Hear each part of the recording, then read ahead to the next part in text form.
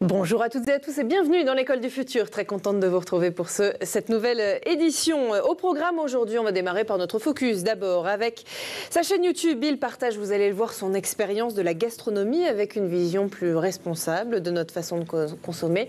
Il s'appelle Éloi Spindler et il met en œuvre une cuisine inventive et respectueuse de l'environnement. Il est notre influenceur du jour et on découvre son portrait dans un instant. Et puis elle a une idée derrière la tech. C'est Lisa de Bernard qui est avec nous aujourd'hui. Bonjour Lisa. Bonjour Philippine. Très contente de vous retrouver comme à chaque fois. C'est quoi le programme de la chronique du jour? Eh bien aujourd'hui, je vais vous parler d'Instagram. Et si vous êtes en public, dans quelques jours, dans quelques semaines, vos photos pourront être mises sur Google. Et donc il va falloir faire attention, vous allez nous expliquer tout ça. Bon, super. Et puis nos sujets du jour. D'abord, en première partie du talk, l'intelligence artificielle. De plus en plus de salariés l'utilisent sans même en parler à leur entreprise. Ça s'appelle le Shadow AI. Quels sont les risques? On va se poser la question. Et puis comment l'encadrer sans freiner l'innovation?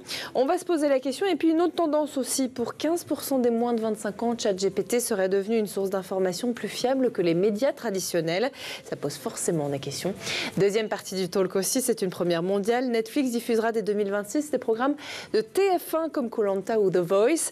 Une alliance inédite entre le géant du streaming et le roi de la télé française. Qu'est-ce que ça change donc pour les téléspectateurs, pour les chaînes et pour les plateformes? On en parle tout de suite dans la première partie du talk.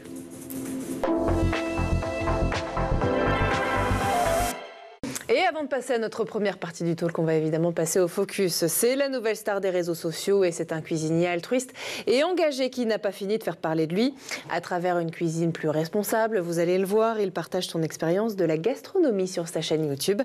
Vous allez le voir aussi, Éloi Spindler incarne une nouvelle génération de chefs qui nous invite à repenser notre façon de consommer. Il est notre influenceur du jour, signé aujourd'hui Dylan Kohler. Aujourd'hui, on enfile son tablier et on part en cuisine. Focus sur un chef qui bouscule les codes de la gastronomie, Éloi Spindler. À seulement 30 ans, ce cuisinier nouvelle génération, originaire de Chalon-sur-Saône, ne se contente pas de briller derrière les fourneaux. Véritable star des réseaux, il partage sa passion et ses valeurs sur YouTube, où il cartonne avec des recettes accessibles et engagées. Diplômé de l'école Ferrandi, il fait ses armes dans des établissements prestigieux comme la Tour d'Argent ou encore le Plaza Athénée. Passé également par Londres et Melbourne, il ouvre en 2022 son propre restaurant à Paris, Orgueil, avant d'en ouvrir un deuxième, Colère, en septembre dernier. Des établissements à l'identité forte, inspirés des 7 péchés capitaux.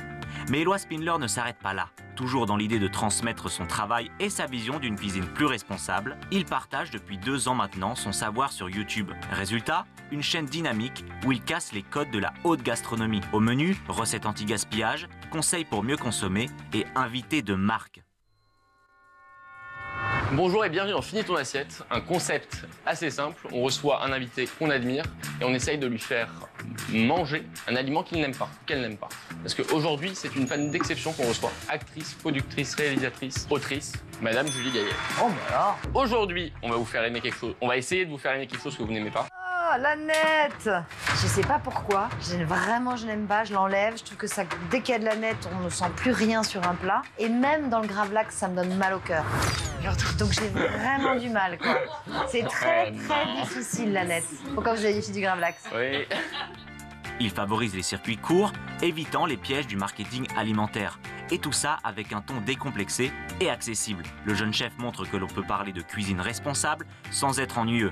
Et cette recette a d'ailleurs déjà conquis plus de 200 000 abonnés. Son succès grandissant donne un coup de neuf au monde de la gastronomie qui se veut plus engagé et authentique. Alors, si vous voulez apprendre à cuisiner mieux, malin et sans gaspiller, foncez voir Éloi Spindler. De quoi vous mettre l'eau à la bouche à coup sûr.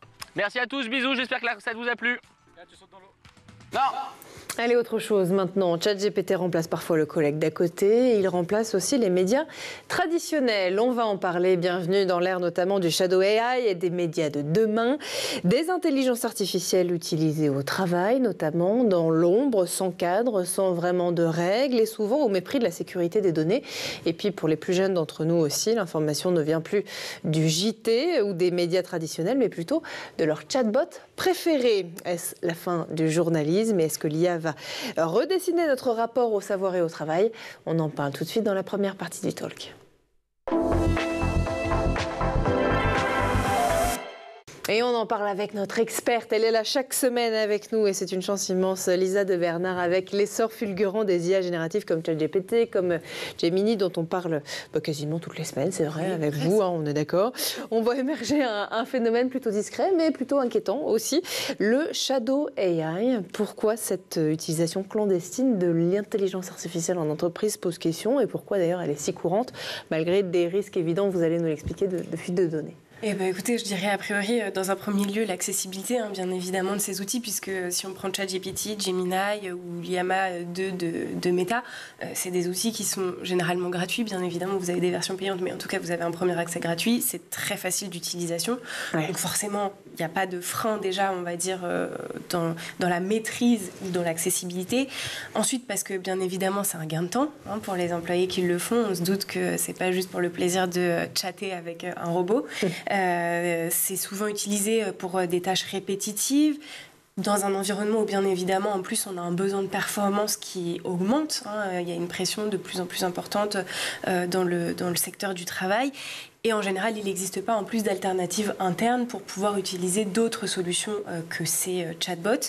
Et puis, il y a aussi un manque de formation et aussi un manque de politique claire dans les entreprises en général, puisque l'APEC a signaler que à ce jour, on a à peu près la moitié des entreprises en France qui n'ont pas établi de charte justement sur l'utilisation de l'IA en entreprise. L'APEC qui dit aussi effectivement qu'un tiers des salariés français utilisent déjà des IA génératives au travail, souvent d'ailleurs sans en parler à leur hiérarchie, donc de manière, ce qu'on pourrait dire effectivement clandestine. À quel moment l'IA elle devient problématique quelque part dans un cadre professionnel? Alors déjà, quand on a des données sensibles qui peuvent être potentiellement mises en danger, par exemple quand on copie-colle un contrat, un code ou même peut-être des infos RH dans un chatbot qui est par essence grand public et qui potentiellement, je dis bien potentiellement, peut exposer des secrets professionnels. Ça peut aussi être dérangeant si on se base sur le fait que les IA ont encore des hallucinations. Donc il peut y avoir des biais et des erreurs au risque potentiellement de mettre la réputation de l'entreprise en danger si les réponses ne sont pas adaptées. On a aussi bien évidemment le manque de traçabilité dans la prise de décision de ces IA. Par exemple, s'il y a un litige, on avait déjà abordé ce sujet il y a quelques semaines dans l'émission, notamment les banques qui vont être obligées, si elles utilisent l'IA, de pouvoir expliquer le process derrière, etc. Là, aujourd'hui, on a encore ce manque de transparence. Et puis, bien évidemment, et c'est aussi le plus important, et c'est ce qui met en danger surtout les entreprises, c'est s'il y a une violation de la confidentialité des données, en violation du RGPD, de clauses de non-divulgation ou autre, bien évidemment, de mettre ça, encore une fois, sur des chatbots publics, ça pose problème. Mais oui, parce que les IA, on le rappelle effectivement, comme ChatGPT par exemple, se nourrissent des données qu'on leur donne. Qu'est-ce qui se passe concrètement, qu'on comprenne bien quand un salarié y entre des informations sensibles? Est-ce qu'il y a des failles techniques notamment à connaître? Alors, ce qui peut se passer, a priori, pour rejoindre le dernier argument que je viens de vous donner, c'est le stockage hors des serveurs tiers. C'est-à-dire que les données peuvent transiter sur des serveurs, par exemple, hors UE, qui sont, encore une fois, en contradiction, du coup, avec le RGPD. Pour certaines entreprises. Encore une fois, donc, il y a le manque de chiffrement aussi de bout en bout. C'est beaucoup moins sécurisé que des infrastructures en local. Les données transitent, les données ne sont pas stockées au sein de l'entreprise. Et voilà, ce que je veux dire par là, c'est que il existe des solutions, justement, en intégrant le local. Par exemple, c'est ce qu'a fait Samsung. Samsung, justement, en 2023, fait face à un cas où des données, plus précisément, des codes sources internes ont été postés sur ChatGPT par des employés pour pouvoir améliorer ces codes, etc. Et il s'est avéré que quand Samsung s'est rendu compte de ce qui s'était passé, et donc de la sensibilité des données qui avaient été mises à disposition de ces chatbots, ils ont mis en place une politique, une politique de tolérance zéro envers justement le fait d'utiliser ChatGPT en entreprise. Donc encore une fois, c'est une question de former ces équipes et de mettre des limites claires. C'est ce que j'allais vous dire. Certaines entreprises d'ailleurs créent leur propre intelligence artificielle en interne. Est-ce que ça, par exemple, c'est une solution crédible, possible à grande échelle? Est-ce que c'est aussi puissant d'ailleurs comme outil que les autres outils qui existent aujourd'hui comme ChatGPT, Llama et et Gemini? Alors bien évidemment que ça peut être mis en place. Après, ça demande de l'investissement, ça demande d'avoir les équipes aussi pour développer ce type d'outils. Pour ce qui est de la question de la performance, on peut voir les choses de deux manières. Bien sûr, ce sont des outils qui sont peut-être moins puissants, qui seront mis en place en local. En revanche, ils seront entraînés sur les données de l'entreprise potentiellement, donc avec des résultats plus fiables, avec des gains aussi en termes d'écologie, puisqu'on le sait que des requêtes sur ChatGPT, ça gaspille énormément d'énergie. Donc en ayant des ressources en local et surtout beaucoup moins de données, on a aussi un gain écologique. Donc oui, c'est tout à fait faisable. Après, il faut avoir une logique dans l'entreprise de vouloir aller dans ce sens-là. Toujours, effectivement, en question de politique. Et on va parler d'un autre sujet maintenant, qui est toujours lié d'ailleurs à l'intelligence artificielle. Lisa, 15% des moins de 25 ans utilisent ChatGPT comme source principale d'information. C'est complètement différent de la génération peut-être d'avant qui utilisait plutôt les médias traditionnels et notamment les JT télévisés pour s'informer. Qu'est-ce que ça dit de la transformation des habitudes médiatiques et est-ce qu'on doit s'inquiéter pour le rôle actuel de la presse? Alors, oui et non. Déjà, ce que ça révèle, c'est que, bien évidemment, les générations qui arrivent sont différentes de celles des précédentes. Mais ça a toujours été une réalité. Du coup, les outils ne sont pas les mêmes. Ça a toujours été une réalité. Ouais. Exactement comme pour l'IA en entreprise, le tout, c'est de former ces jeunes générations au fait de savoir utiliser correctement ces outils. ChatGPT peut être une porte d'entrée pour accéder à l'information, mais le tout, c'est de vérifier les faits, parce qu'on sait encore une fois qu'il y a toujours des hallucinations. En revanche, ce que ça dit aussi de cette jeune génération, c'est qu'il y a un besoin... c'est révélateur d'un besoin de clarté, c'est-à-dire que ces jeunes, en général, ce qu'ils vont rechercher, c'est des résumés, des explications simples, et notamment quand on regarde les cas d'usage précis, en général, c'est utilisé à 27% pour résumer les articles, à 24% pour la traduction, et à 18% pour poser des questions supplémentaires sur une info. Donc finalement, quand on regarde les usages, c'est pas si catastrophique.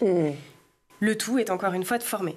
Parce qu'effectivement, ce qui est étonnant quand on pose la question à ces utilisateurs, c'est qu'ils ont une certaine forme de méfiance vis-à-vis de l'intelligence artificielle, notamment dans le domaine de l'information. Bien sûr, et c'est logique puisque l'IA, ça reste un assistant et c'est pas une autorité. Je pense qu'en plus, on le répète assez partout dans les médias, etc., qu'il faut avoir quand même une certaine prudence dans la manière dont on utilise les IA.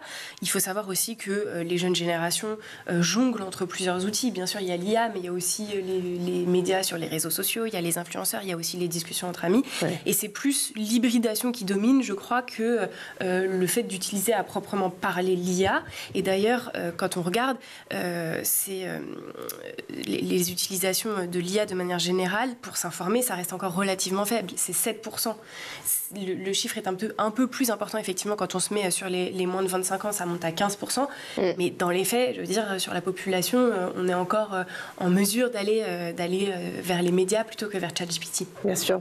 En France, Hugo Décrypte touche près d'un quart des jeunes de moins de 35 ans. Est-ce qu'on peut dire justement que l'information sérieuse ne peut aujourd'hui passer que par des formats courts et incarnés sur TikTok et sur les autres plateformes de réseaux sociaux? Alors, pour les jeunes générations, je pense que oui, puisque c'est ce que je disais, c'est-à-dire que les choses évoluent et de toute façon, quand on regarde de manière générale les médias, ils ont toujours eu à évoluer. Hein. Quand il y a eu l'arrivée de la télévision, l'arrivée de la radio, dans l'autre sens bien évidemment, mais voilà. Quand il y a eu l'arrivée d'Internet, l'arrivée des réseaux sociaux, c'est des bouleversements auxquels il faut s'adapter. En revanche, le risque aujourd'hui, si vous voulez, c'est que les jeunes recherchent plutôt une incarnation de l'info que l'info en elle-même.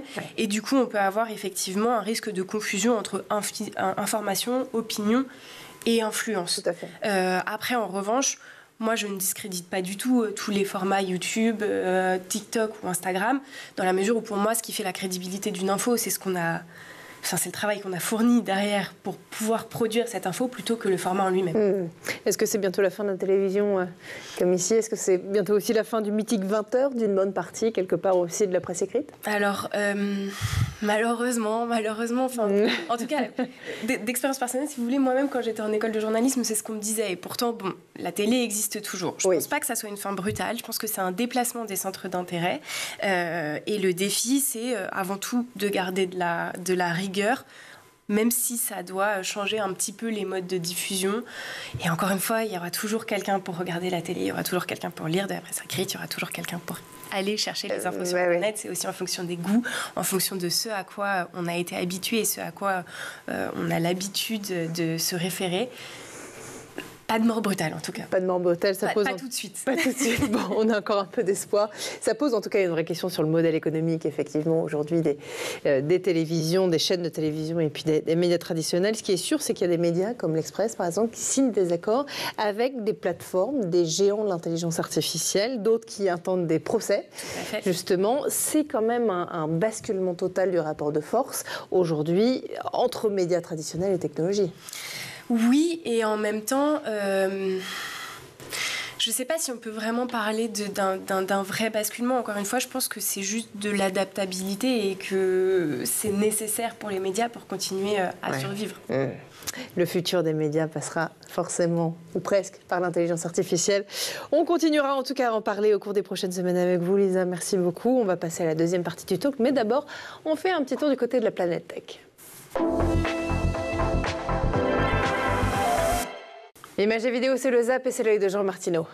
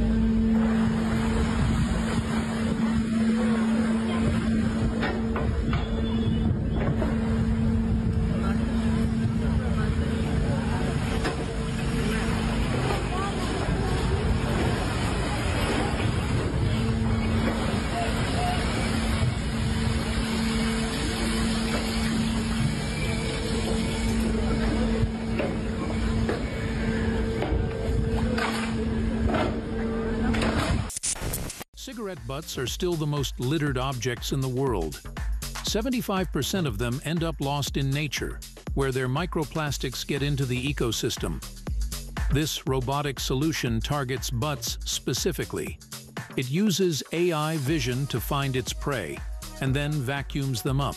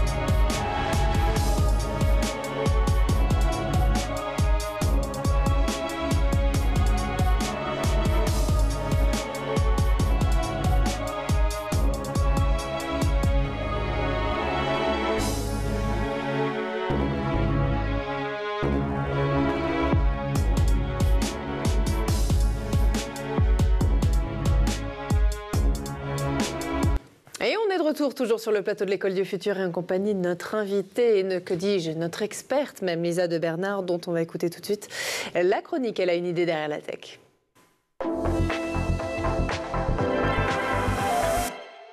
Et oui, parce que ça y est, le compte à rebours est lancé. D'ici quelques jours, vos photos et vidéos publiées en mode public sur Instagram apparaîtront directement dans Google. Qu'est-ce que ça change, Lisa, pour notre vie privée et peut-on l'éviter? Vous allez tout nous expliquer. Et oui, c'est une évolution annoncée par Meta, la maison mère d'Instagram, à partir de cet été, le 10 juillet plus précisément. Ce que vous publiez, comme vous l'avez dit, en public sur Instagram, c'est-à-dire vos photos, vos reels et vos vidéos, seront référencés sur Google. En clair, vos contenus publics ne seront plus seulement visibles par les utilisateurs de l'application, comme c'était le cas jusqu'à présent, mais aussi trouvables par n'importe qui via une recherche Google. Parce que ce n'était pas encore le cas. Pas vraiment, non. Jusqu'à présent, Google indexait très peu de contenu Instagram. Avec ce changement, Meta ouvre la porte. Les publications publiques seront carrément proposées dans les résultats Google, un peu comme des tweets ou des pages web classiques. L'objectif de Meta est clair, bien évidemment, c'est de gagner de la visibilité, d'attirer plus de visiteurs sur l'application et donc potentiellement plus de revenus publicitaires. Mais pour être très clair, pour les utilisateurs, qu'est-ce que ça implique? Eh bien, ça change tout sur la portée de ce que l'on publie, bien évidemment. En mode public, une photo de vacances ou une vidéo légère que vous postiez pour vos abonnés pourra apparaître à quelqu'un qui tape votre nom ou un mot-clé qui est lié sur Google. Autrement dit, votre contenu sort du cercle d'Instagram pour devenir une page accessible pour tout le monde. Ça peut être positif pour ceux qui veulent être visibles, par exemple les influenceurs, les artistes ou encore les créateurs, mais ça pose une question de la maîtrise de sa vie privée pour le grand public, notamment pour le travail. Ben oui, évidemment. Alors j'imagine qu'on peut éviter tout ça, si, non? Et si oui, comment? Bien sûr. Alors d'abord, je le rappelle encore une fois, cette mise à jour ne concerne que le contenu en mode public. Donc si vous êtes en privé, vous pouvez arrêter de regarder cette chronique. Très clairement. Mais non. Voilà.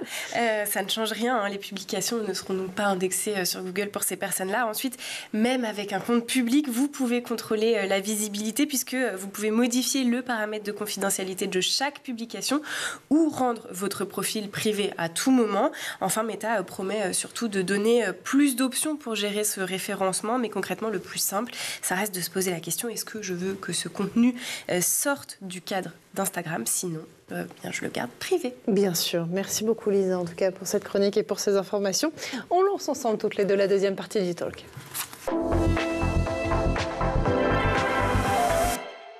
Au programme de cette deuxième partie, TF1 débarque sur Netflix. Ben oui, c'est tout à fait possible. Vous allez bientôt retrouver Koh-Lanta, The Voice et peut-être même le JT directement sur votre plateforme préférée. La télé gratuite s'invite chez le géant du streaming payant et personne ne veut dire combien ça coûte ni qui gagne quoi. Alors, à qui profite vraiment ce mariage de raisons? On va continuer à en parler avec vous, Lisa. Netflix diffusera effectivement à partir de 2026 les programmes du groupe TF1. Ça, c'est une première mondiale. Jamais une autre plateforme avait accueilli les chaînes d'un grand groupe comme TF1. Effectivement, c'est un accord de distribution qui est tout à fait inédit. On n'avait jamais eu effectivement de la part de Netflix l'ouverture de son catalogue à un groupe télé tiers. On passe clairement du coup d'un statut de concurrent, puisque c'était un peu le cas. Bien sûr. Même s'ils n'étaient pas tout à fait sur les mêmes, sur la même marché, ligne, bien évidemment. Mais ça crée quand même de la concurrence dans ce monde où l'économie de l'attention est quand même centrale. C'est clair. Donc voilà, ils sont passés désormais associés, voire partenaires. Ça s'explique notamment pour le PDG de Netflix, Greg Peters, par le fait qu'en France, il considère que le public voit Netflix comme le moyen d'accéder à la télévision. Et c'est vrai pour beaucoup de monde, je crois.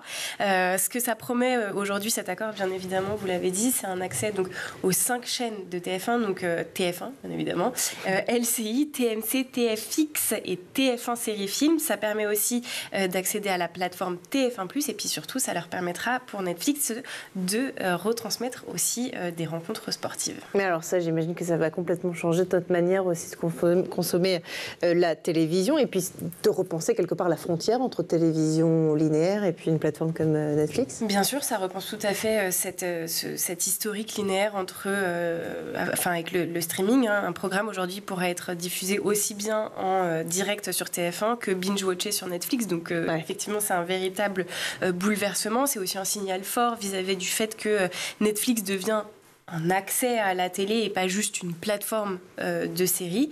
Et puis, ça renforce aussi l'idée que pour le public, aujourd'hui, tout doit être accessible à la demande, sur abonnement, quel que soit finalement le diffuseur d'origine. Qu'on comprenne bien, vous nous avez expliqué qu'avant, ils étaient effectivement concurrents, TF1 et Netflix, que maintenant, ils passent d'associés aux partenaires, en tout cas.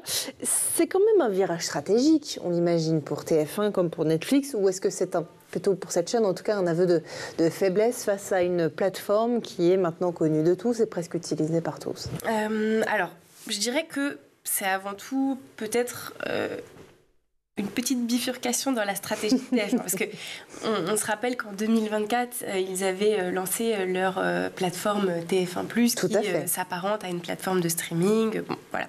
C'était une refonte totale du site initialement MyTF1 qui était peut-être plus tellement dans l'air du temps. Oui. Là, aujourd'hui, ce que fait TF1 en ayant été ou en ayant accepté, parce que finalement on ne sait pas qui a été à l'initiative de cet accord, adapte sa distribution à la réalité des usages. C'est-à-dire que si on prend par exemple une émission qui marche très bien sur TF1 depuis des années, Koh-Lanta, sur la dernière saison 2025, il était affiché qu'environ 25 à 28% de son audience se faisait via le replay. C'est-à-dire qu'il gagnait près d'1 million de téléspectateurs à J+7. Donc forcément, on se rend compte que les usages ont évolué entre le début de Koh-Lanta, pour ceux qui étaient là, et aujourd'hui. Et c'est surtout aussi une reconnaissance de la part de TF1 de la force de frappe de Netflix, qui, bien évidemment, a des moyens technologiques encore peut-être plus importants que le groupe en lui-même. Et voilà, après, il n'empêche que pour revenir sur TF1+, ils n'ont pas complètement écarté cette piste-là et d'ailleurs, elle reste toujours au centre de leur stratégie. Malgré tout, l'accord, il reste quand même très flou. Pas de chiffres, pas vraiment de détails donnés sur justement ce partenariat stratégique, pas de durée non plus annoncée. Pourquoi tant d'opacité ? Je dirais qu'a priori, des clauses de confidentialité assez fortes, probablement exigées en partie par Netflix, mais aussi certainement du côté de TF1, qui ne veut pas non plus engendrer de tensions concurrentielles. Et puis aussi certainement qu'on aura peut-être plus d'informations à terme, parce que c'est encore dans un an, donc on a le temps de voir les choses venir et d'avoir des détails, mais très certainement que le modèle économique est peut-être encore un petit peu en rodage et pourrait encore évoluer. Aujourd'hui, on l'a dit effectivement, et on le dit d'ailleurs régulièrement dans cette émission, les jeunes consomment peu de TV traditionnelle, mais vont effectivement de plus en plus vers Netflix, vers YouTube aussi. Est-ce que cet accord, il n'est pas aussi pensé un petit peu par TF1 comme d'un point de vue stratégique, un moyen de récupérer les moins de 35 ans, de les reconquérir en tout cas, une opportunité quelque part de moderniser son image? Bien sûr, évidemment. Je veux dire que les jeunes délaissent par exemple la télévision, mais ne délaissent pas forcément les programmes justement proposés par TF1. On parlait de Koh-Lanta, je veux dire, ça concerne la jeune génération, mais c'est juste qu'ils ne le consomment pas directement à la télé. D'avoir cet accord avec Netflix, ça leur permet aussi de retrouver les jeunes sur leur terrain naturel, qui est le mobile, le replay, le fait de ne pas avoir de publicité. Et bien évidemment, de manière générale, ça vient dépoussiérer l'image de TF1. Merci beaucoup Lisa. Voilà pour l'actualité tech mondiale d'aujourd'hui. Merci beaucoup en tout cas d'avoir été avec nous Lisa. Merci aussi à vous de nous avoir suivis, à Dylan Kohler d'avoir produit cette émission. Et puis nous, comme tous les jours, on se retrouve dès demain, toujours à 12h30 et toujours sur School TV. D'ici là, passez une très belle journée. Ciao.